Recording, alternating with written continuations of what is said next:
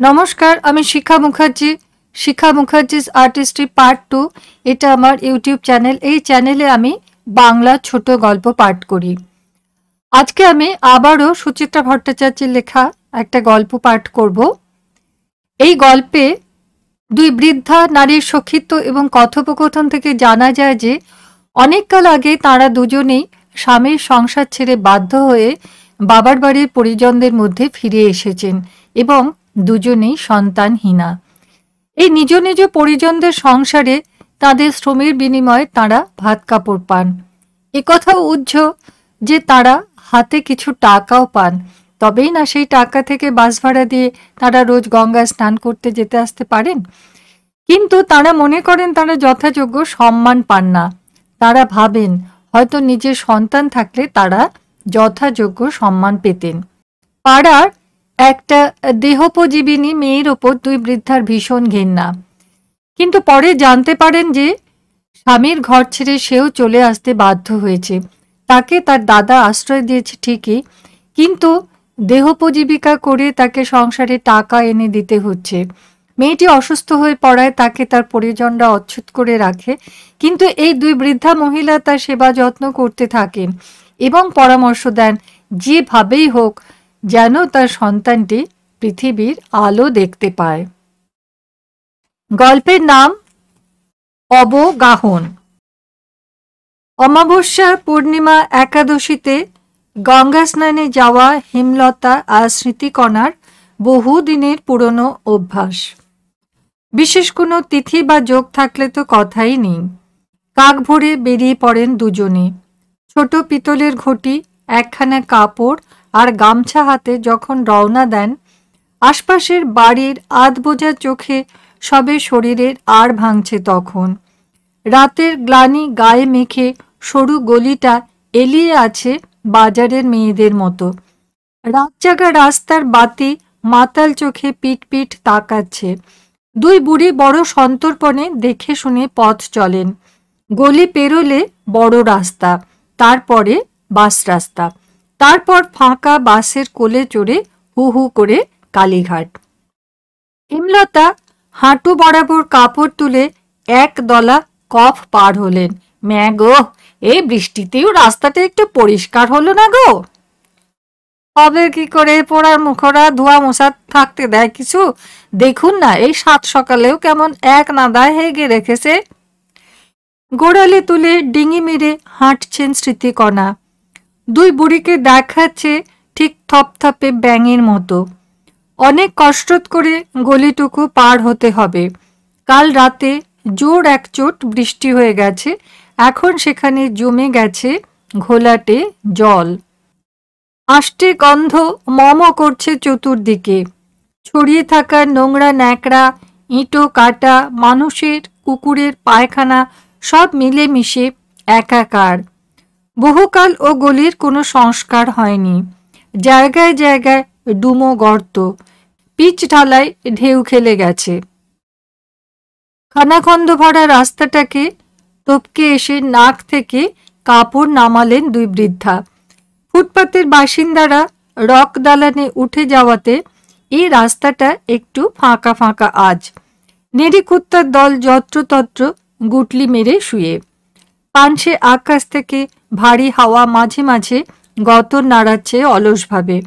নিঝুম বাড়িগুলো থেকে ভেসে আসছে ফ্যান চলার চাপা শব্দ। খোলা জানালায় লুটোপুটি খাচ্ছে পর্দারা। দুই বুড়ি বাস স্টপে পৌঁছে দম নিলেন একটু। বাসস্ট্যান্ডের শেডের নিচে দু তিনটে লোক মাথা মুড়ি দিয়ে ঘুমোচ্ছে। উল্টো দিকের ফুটপাতে বসে ঘন ঘন গা চুলকে চলেছে এ পাড়ার মৌরি পাগলি। নারী ভরি চটকানো একটা বেড়াল থেঁতলে পড়ে আছে রাস্তার ঠিক মাঝখানে। সারা রাত জলে ফুলে শরীরটা তার এতখানি, রক্ত মাংস চামড়া লোম সব দলামলা। হেমলতা আর স্মৃতিকণা এক পাশে জড়সড় হয়ে দাঁড়ালেন। হাড়হাবাতে গুলো একটু দাঁড়ানোর জায়গাও রাখেনি গো। একটা বৃষ্টি হলেই শহরটা যেন নরক হয়ে যায়। একসময় রোজ সকালে গঙ্গা জলের আস্তা ধোয়া হতো, কোথায় যে গেল সেসব দিন। ঝাঁটা এখনো পড়ে, তবে ওপর ওপর। হেমলতা ঠোঁট বেঁকিয়ে আরেকবার তাকালেন চারপাশে। তখনই নজর গেছে ওদিকের ফুটপাতে। উল্টোমুখো একটা বাস থেকে এই মাত্র নামলো মেয়েটা। হেমলতার মুখে ভাঙচুর হলো। মণ্ডলদের মেয়েটা না? স্মৃতিকণা ঘাড় ঘুরিয়ে জরিপ করলেন মেয়েটাকে।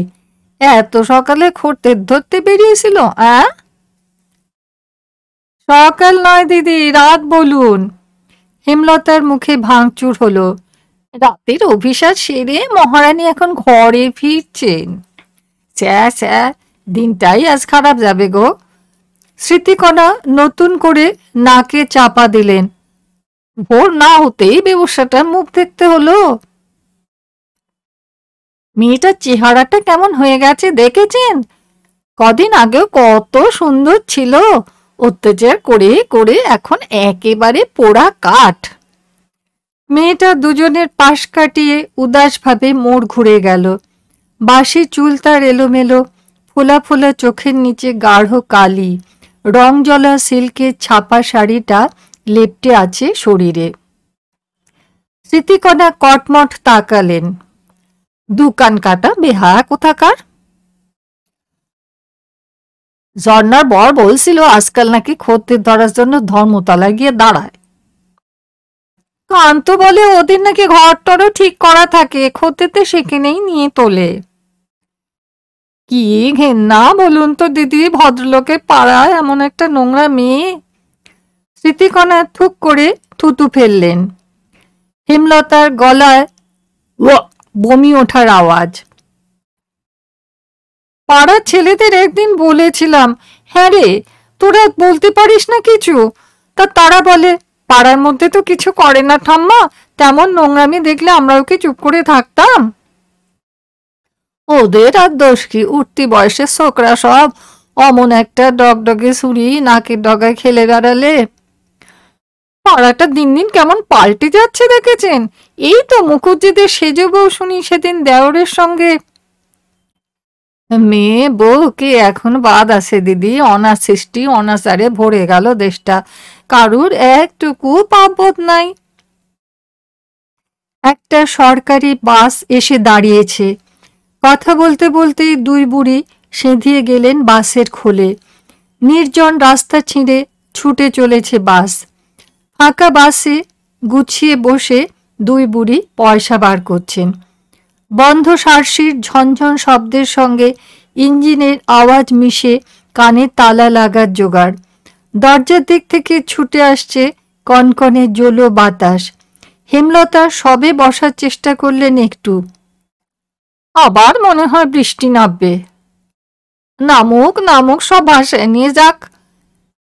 হেমলতা তার পয়সা আঁচলের গিট শক্ত করে বাঁধলেন।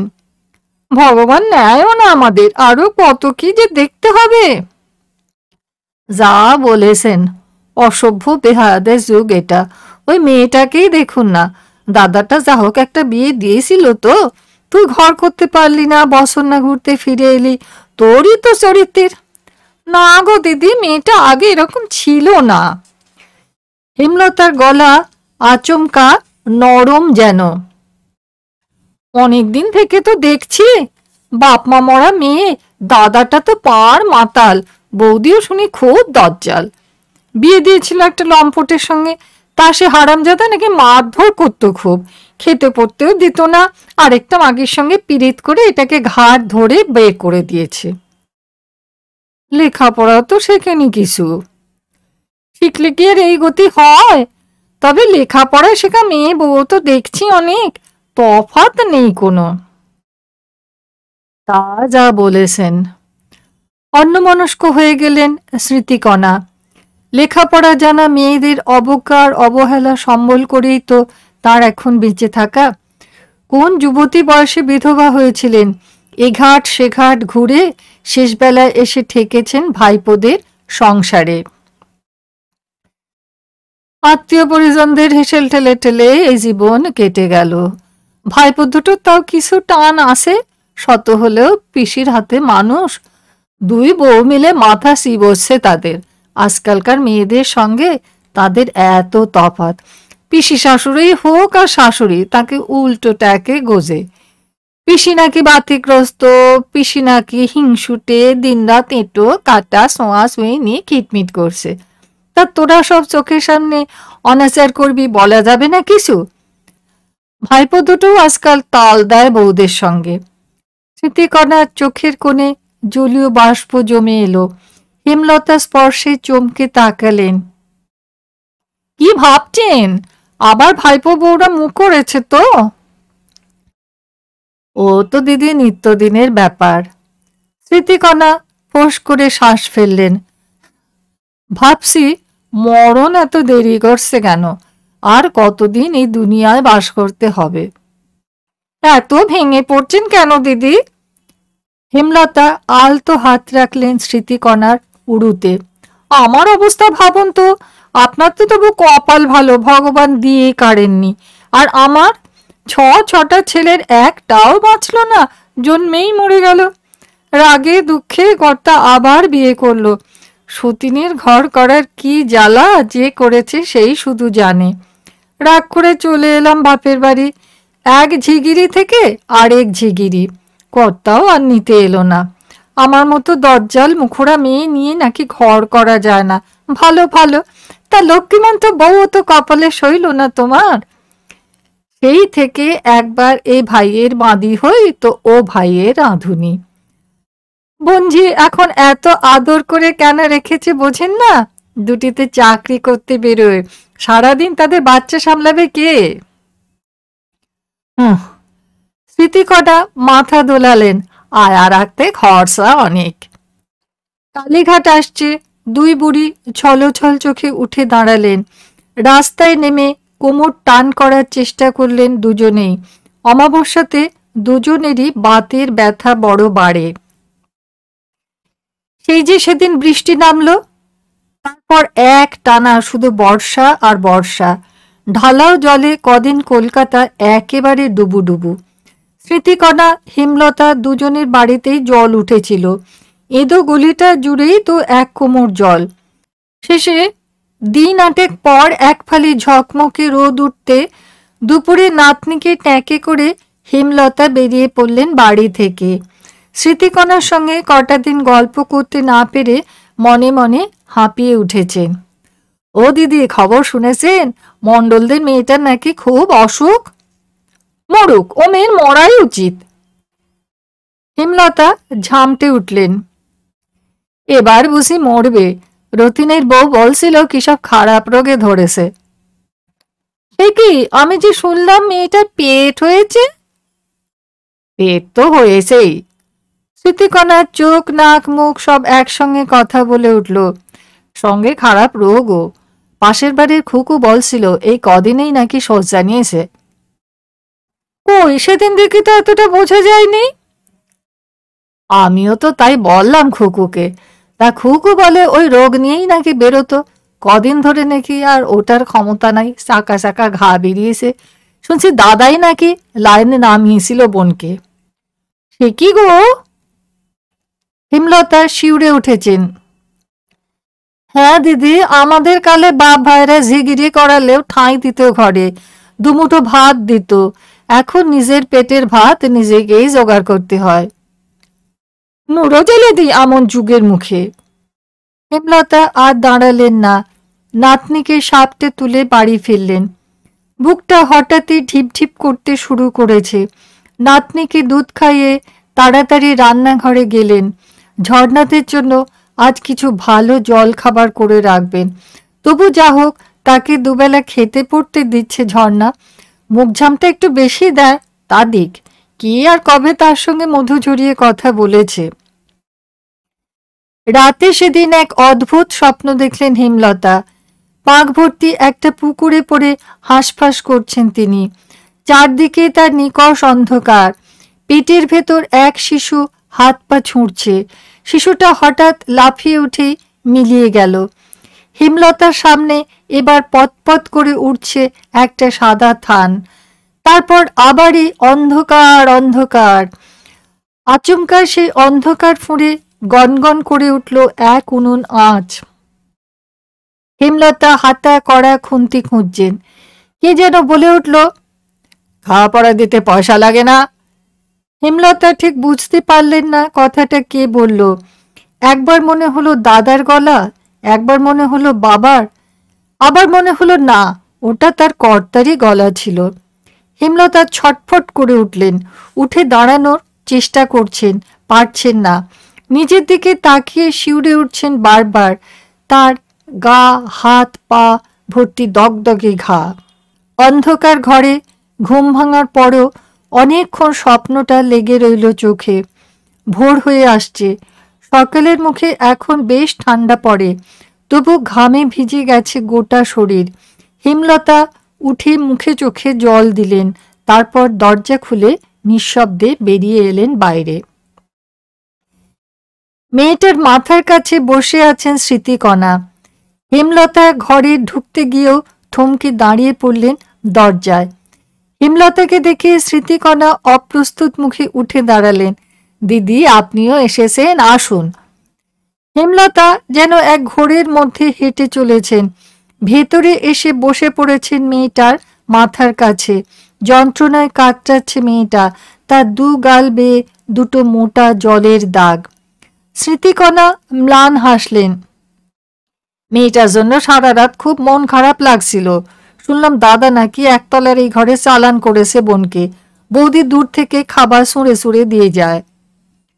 হেমলতা ঢোক গিললেন। এখন আছে কেমন? কথা বলতে পারছে না, রোগ জোর কামড় বসিয়েছে। গুরুদেবের আশ্রম থেকে কিছু টোটকা এনে দিলে। আমিও তাই ভাবছিলাম। হেমলতা ধীরে ধীরে স্বাভাবিক হয়ে উঠছেন। দাদাটা ডাক্তার দেখায়নি নিশ্চয়? বোধহয় দেখিয়েছে, দেখুন না, এইখানে তো কটা ওষুধ আর মলম রাখা। তা মলম লাগাবে তাকে, কেউ আর কাছে হেসছে না। কই দিন দেখি মলমটা আমার হাতে। হেমলতা যত্ন করে মলম লাগিয়ে দিচ্ছেন শরীরের ঘায়ে।